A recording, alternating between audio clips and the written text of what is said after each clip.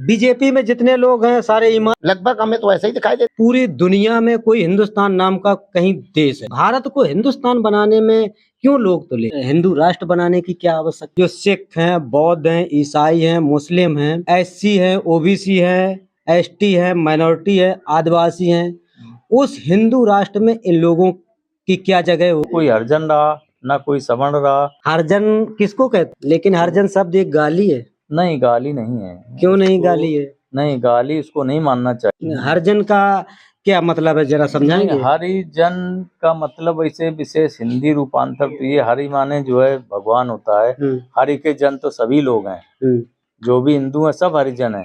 ये एक गाली है। जो पढ़े लिखे शिक्षित एससी वर्ग के लोग हैं वो इस शब्द को गाली मानते हैं, और ये आपने कहा इसीलिए मैंने टोक दिया। नहीं, वो बात सही है। देखिए, हरिजन, हरि माने जो है अपना ईश्वर, तो जब सारे ईश्वर के बनाए हुए हैं तो फिर केवल एससी क्यों हरिजन है? तो सभी लोग हरिजन होना चाहिए। हाँ, लेकिन ये है कि वो विशेष अपनी व्यवस्था की गई।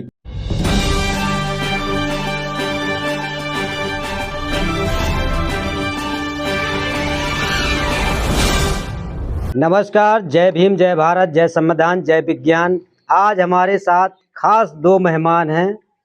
बसपा जिला उपाध्यक्ष कन्नौज के रह चुके डॉक्टर प्रेम बाबू दोहरे जी, और साथ ही साथ बगल में हमारे बैठे हुए हैं भाजपा के सक्रिय कार्यकर्ता जो जालौन से आते हैं, सुशील द्विवेदी जी। दोनों लोगों से बात करेंगे कि क्या ऐसी खामियां रहीं, क्या आपको ज़रूरत पड़ी कि आपने बसपा छोड़ के बीजेपी ज्वाइन की। और जो हमारे बगल में द्विवेदी जी हैं, इनका काम है बीजेपी से लोगों को जोड़ना, आरएसएस से लोगों को जोड़ना, और कितना इनका क्षेत्र है, कितना क्या है, क्या काम कैसे होता है, इस सभी पहलुओं पर बात करेंगे। तो सबसे पहले हमारे साथ जो दोनों मेहमान हैं, दोनों मेहमानों का बहुत बहुत धन्यवाद, साधुवाद, आप लोगों ने हमसे बात करने के लिए समय निकाला। तो आपसे सर जानना चाहेंगे कि क्या ऐसी आवश्यकता पड़ी कि जो बहुजन समाज पार्टी को छोड़ के आप बीजेपी को ज्वाइन आपको करना पड़ा? इस पे थोड़ा आप पहले बताइए। बीजेपी को तो मैं पहले से ही चाहता था जी, ठीक है, लेकिन क्या हुआ, मैं इस समय संगठन में जुड़ा हूँ। मुख्यमंत्री जन कल्याणकारी योजना 50% जिलाध्यक्ष औरैया में हूँ वर्तमान में। अच्छा अच्छा। हाँ, मंडल में पहुँचने वाला हूँ, बात भी मैडम से हो चुकी है। मंडल में मैं पहुँचने वाला हूँ। मुझे ज़रूरत अगर नहीं पड़ती, यहाँ मुझे सुकून मिलता।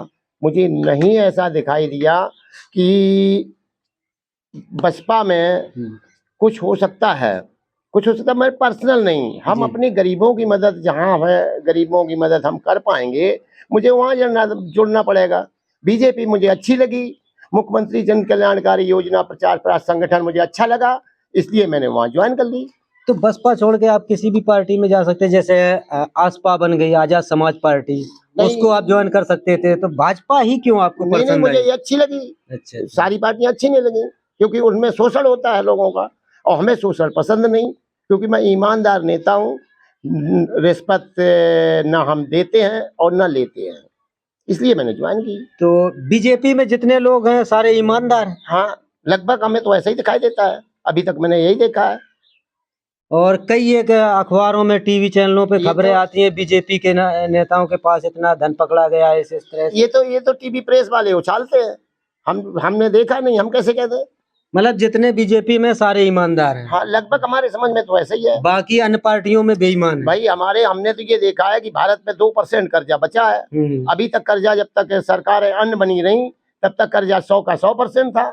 आज 2% कर्जा बचा, तो हमें तो सब ईमानदार नहीं लगेंगे। मतलब कर्जा कम हुआ है जब से बीजेपी की गवर्नमेंट आई? बीजेपी की गवर्नमेंट जब से आई, तब से हमें ऐसा लगा विदेशी कर्जा 2% बचा है लगभग। तो 2% जब कर्जा बचा, तो ईमानदार सरकार है ही मेरी। 2% बचा कि विदेशी कर्जा और बढ़ गया है? नहीं, 2% बचा है, बड़ा नहीं है। जबकि 100 के 100% था, बच्चा पैदा होता था उस समय 100% कर्जा होता था।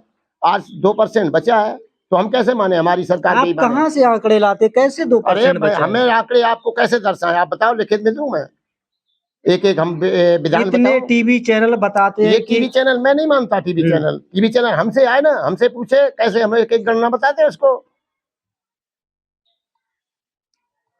चलिए अभी आपके पास आएंगे। इसी बीच में हमारे साथ आरएसएस बीजेपी के सक्रिय कार्यकर्ता सुशील द्विवेदी जी हैं। इन्हीं की वो देन है जिन्होंने बसपा से निकाल के बीजेपी में डॉक्टर प्रेम बाबू दोहरे जी को ले आए। इतने कट्टर बसपा के कार्यकर्ता को, नेता को आपने बीजेपी में इस तरह से डाल दिया कि वो बीजेपी की खिलाफ कुछ भी सुनने के लिए तैयार नहीं, कुछ भी होता रहे। बोले जितने भी बीजेपी में सारे लोग ईमानदार हैं, लगभग अच्छे लोग हैं।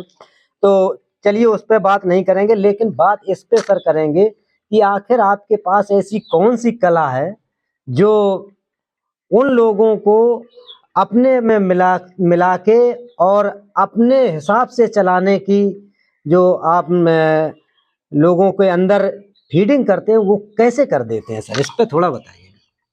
सर ये बात सही है कि फीडिंग करते नहीं है, क्योंकि हमारी जो है बिल्कुल ओपनली जो कार्यकारी योजनाएं हैं, जी चाहे मुख्यमंत्री स्तर से हो या प्रधानमंत्री स्तर से हो, बिल्कुल स्पष्ट हैं। और जो भी योजनाएं हैं हम उनको चाहते हैं कि वो निचले स्तर तक क्रियान्वयन हो। तो इन सब मुद्दों को लेकर के हमने कई पार्टियों के नेताओं से पहल की जी और उनको जिनको अच्छा लगा वो हमारे साथ आ रहे हैं, बराबर निरंतर आ भी रहे हैं, जुड़ भी रहे हैं। तो अभी हमारे जिनको हम बड़े भाई मानते हैं प्रेम बाबू जी, उनसे मेरी वार्ता हुई, उनके क्षेत्र में भी कई नेताओं से वार्ता हुई, तो उनको अच्छा लगा कि नहीं बीजेपी, देखिए बीजेपी पार्टियां तो कई हैं लेकिन जो देश हित में कार्य करे। अब कई हमारे जो दूसरे संगठन के नेता हैं वो आरएसएस बीजेपी को कहते हैं कि ये जो है देश हित की बात नहीं करते हैं, ये जो विपरीत बात करते हैं, ऐसा कहीं कुछ नहीं है। तो इन सब नीतियों और मुद्दों की वजह से जितने भी नेता हैं वो उनको जो अच्छी नीति लगती है, अपना देश के प्रति प्रेम रखते हैं, वो मेरी पार्टी से बराबर जुड़ते चले जा रहे हैं। जैसा कि अभी वीडियो से पहले हम लोगों की बात हो रही थी, आप कह रहे थे कि हमारा जो लक्ष्य है भारत को हिंदू राष्ट्र बनाने का और मुसलमानों को सत्ता में ना आने देने का। तो इसको आप क्यों ऐसा करना चाहते हैं कि जैसा इस समय वर्तमान में देश है, अगर ऐसे ही रहेगा, सेकुलर रहेगा तो क्या दिक्कत होगी? अगर मुस्लिम कोई शासक बन जाता है तो क्या दिक्कत होगी? उस पर थोड़ा और बताइए। देखिए ये बात सही है, मैं नहीं चाहता कि मैं या मेरी पार्टी मुस्लिम विरोधी नहीं है, लेकिन इसके बाद भी मुस्लिम का ये इतिहास बताता है कि उनका चरित्र, उनकी प्रतिक्रिया क्या रहती है, ये किसी से छिपी नहीं है। आज भी जितने भी देश के उलेमा हों या जो भी जो है ये मुस्लिम धर्मगुरु हैं जी, वो स्पष्ट रूप से आज उल्लेख कर रहे हैं कि बीजेपी को वोट मत दीजिए, बीजेपी से ना जुड़िए, नहीं तो देश हित में नहीं है। ये क्या बात है भाई? बीजेपी देश हित में क्यों नहीं है? बीजेपी जबकि सारा देश हित में कार्य कर रही है, तो आपको ऐसा क्यों लग रहा है? कि हम लोग तो जोड़ना भी चाहते हैं मुस्लिम को, माने भारत देश, हिंदुस्तान, जो भी हिंदुस्तान में रह रहा सारा हिंदुस्तानी है, लेकिन आज भी वो लोग अपने आप को हिंदुस्तानी ना मान करके मुस्लिम मानते हैं खाली। ये चीज गलत है। जबकि तो हिंदुस्तानी तो वो मानते हैं, ऐसा नहीं है कि हिंदुस्तानी नहीं मानते हैं, लेकिन आप लोगों को हिंदू राष्ट्र बनाने की क्या आवश्यकता पड़ गई? हिंदू राष्ट्र, देखिए हिंदू राष्ट्र बनाने की इसलिए आवश्यकता है क्योंकि जब दूसरे जो है जो मजहब हैं या दूसरे कंट्री हैं, आप हिंदुस्तान में रह रहे हैं, आप हिंदुस्तान का खाना खा रहे हैं, सब चीज यूज कर रहे हैं, तो हिंदुस्तान का समर्थक होना चाहिए। जबकि हमने देखा भी कि जो हिंदुस्तान में मुस्लिम रह रहे हैं वो हिंदुस्तान के जो है समर्थक नहीं है। वो एक छोटा सा आप उदाहरण दीजिए, जरा सा क्रिकेट मैच होता है पाकिस्तान से या अदर देशों से, तो वो उन देशों की जो तारीफ करते हैं, अपने हिंदुओं की या हिंदुस्तान के खिलाड़ियों की तारीफ नहीं करते हैं। तो इससे क्या स्पष्ट झलकता है। इस पे थोड़ा और बीच में आपको रोकना चाहेंगे। जो हिंदुस्तान शब्द कहीं ना कहीं हमसे भी निकल जाता है, आपसे भी निकलता है, अन्य लोगों से भी बात करते हैं तो लोग हिंदुस्तान शब्द का प्रयोग करते हैं। मैंने आज तक किसी भी सरकारी कागज में, किसी भी सरकारी बिल्डिंग में हिंदुस्तान नाम का कोई लेख नहीं देखा, ना की किताब में भी नहीं, और ना ही पूरी दुनिया में कोई हिंदुस्तान नाम का कहीं देश है। फिर इसका नाम हिंदुस्तान, भारत को हिंदुस्तान बनाने में क्यों लोग तुले हैं? ये बात आपकी सही है, लेकिन मेरे जो संविधान में पहले हिंदुस्तान को इंडिया के नाम से जानते थे। भारत इंडिया। इसके बाद जो है भारत पड़ा, और अब चूंकि हिंदू बाहुल्य ये देश है हमारा, इसलिए हम लोग इसको हिंदुस्तानी या हिंदुस्तान कह के नाम से जानते हैं। चूंकि यहाँ की जो हिंदी भाषा है तो वो प्रमुख है, इसलिए हम लोग इसको हिंदुस्तान के नाम से ज़्यादा जानते हैं और लोकप्रिय भी है। हिंदुस्तान नाम से लोग ज़्यादा जानते हैं, लोकप्रिय है। फिर आपको हिंदू राष्ट्र बनाने की क्या आवश्यकता है? जब वो प्रसिद्ध है ही, सब लोग जानते हैं। ये हिंदू राष्ट्र बनाने की इसलिए आवश्यकता है क्योंकि देखिए, सबसे पुराना एक ही धर्म रहा है अभी तक विश्व में, सनातन धर्म। जी। सनातन धर्म से ही सारे मजहब, सारे धर्म जो है निर्गत हुए हैं। तो कोई भी धर्म नहीं, अपना जो पुराना वेद है ऋग्वेद, उसके 3 भाग हैं, चार अब वेद जाने जाते हैं, लेकिन वेद एक ही था, ऋग्वेद। तो उसमें भी सनातन धर्म का पूरा विवरण दिया गया, व्याख्यान दिया गया है। तो इसलिए लोग इसको हिंदुस्तान से, या हम लोगों की ये समझ है, या हमारे और अन्य लोगों की विद्वानों की समझ है कि इसको हिंदुस्तान हटा करके ये दूसरा मजहब वाले अपना जो है मजहब इस पर थोपना चाहते हैं। तो ये नहीं होना चाहिए, क्योंकि जब यहाँ पर 85% हिंदू जो है ये यहाँ निवास करता है, तो ये सामान्य बात है कि इसको हिंदुस्तान के नाम से जाना जाना चाहिए। चलिए मान लेते हैं कि हिंदू राष्ट्र भारत को घोषित कर दिया जाए, फिर जो यहाँ पर हिंदू राष्ट्र हो जाए, जो हिंदू हैं वो तो हिंदू हैं ही हैं, उनको तो कोई मतलब है नहीं। जो सिख हैं, बौद्ध हैं, ईसाई हैं, मुस्लिम हैं, इनकी क्या जगह होगी? और जो एससी हैं, ओबीसी हैं, एसटी हैं, माइनॉरिटी है, आदिवासी हैं, उस हिंदू राष्ट्र में इन लोगों की क्या जगह होगी? नहीं, जगह सबके लिए है, ऐसा नहीं है, क्योंकि मेरा देश जो है धर्मनिरपेक्ष देश है। लेकिन कुछ मजहब इसको अपने ढंग से जो है इसको प्रारूप देना चाहते हैं, वो नहीं होना चाहिए। हमारे देश में सभी लोग, सभी धर्मों के प्रति जो है सद्भावना है, प्रेम है। ऐसा नहीं, चाहे वो सिख हो, चाहे ईसाई हो, चाहे वो मुस्लिम हो। लेकिन केवल हम लोगों को ये दिक्कत है, केवल मुस्लिम ही एक ऐसा मजहब है जो हिंदू या अन्य जो है मजहब को वो स्वीकार नहीं करता है, और अपने आप को सर्वोपरि करना चाहता है और मानता भी है। जी, हमारा कहने का मतलब ये था कि जैसे भारत हिंदू राष्ट्र घोषित हो गया, बन गया, जो अन्य धर्म के हैं, हिंदू धर्म छोड़ के, उनको क्या हिंदू बनना होगा या देश छोड़ के जाना होगा? नहीं, ऐसा तो कुछ नहीं है कि देश छोड़ के जाना होगा। ये हमारे कभी भी ना तो राजनीतिक नेताओं ने कहा है, ना हमारे धार्मिक नेताओं ने कहा है। आप हिंदुस्तान में रह रहे हैं तो आप ये समझिए सर्वप्रथम आप हिंदू हैं, हिंदुस्तानी हैं। आप अपने आप को हिंदुस्तानी समझिए तो आपको कोई दिक्कत नहीं है। यदि आपको हिंदुस्तानी समझने से परहेज है या उससे कोई एलर्जी है तो आपको दिक्कत होगी, बाकी कोई दिक्कत नहीं। आप केवल आपका कहीं ना कहीं कहने का मतलब ये है कि सनातन धर्म को अपनाइए। सनातन धर्म, यही तो है कहने का मतलब। नहीं, ऐसा कुछ नहीं, सनातन धर्म को अपनाइए, ना कोई जोर जबरदस्ती की जा रही है। आप अपने धर्म में रहिए, लेकिन आप अपनी एक जो है मानक या सीमा होती है हर वस्तु की, उसके अंदर रहिए आप।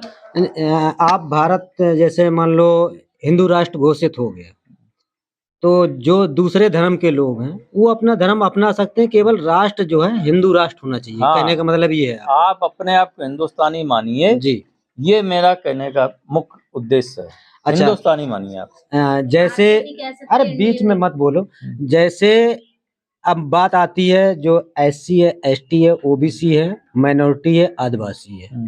माइनॉरिटी को तो मान लो हिंदू धर्म से अलग हो गया, लेकिन आदिवासी इनकी उस हिंदू राष्ट्र में क्या जगह होगी, इस पे थोड़ा आप और क्लियर कर दीजिए। हिंदू में वो चाहे आदिवासी हों अपने, चाहे किसी भी धर्म के हों, हिंदू माने हिंदू। वो पूर्ण रूप से अपना स्वतंत्र हैं, अपने जो है धर्म के प्रति, अपने कार्य के प्रति, सभी के प्रति उनके लिए वही जगह रहेगी जो सारे हिंदुओं के लिए है। तो हिंदू धर्म जो है वो तो हिंदू धर्म है वो तो 4 भागों में बटा हुआ है, ब्राह्मण, क्षत्रिय, वैश्य, शूद्र।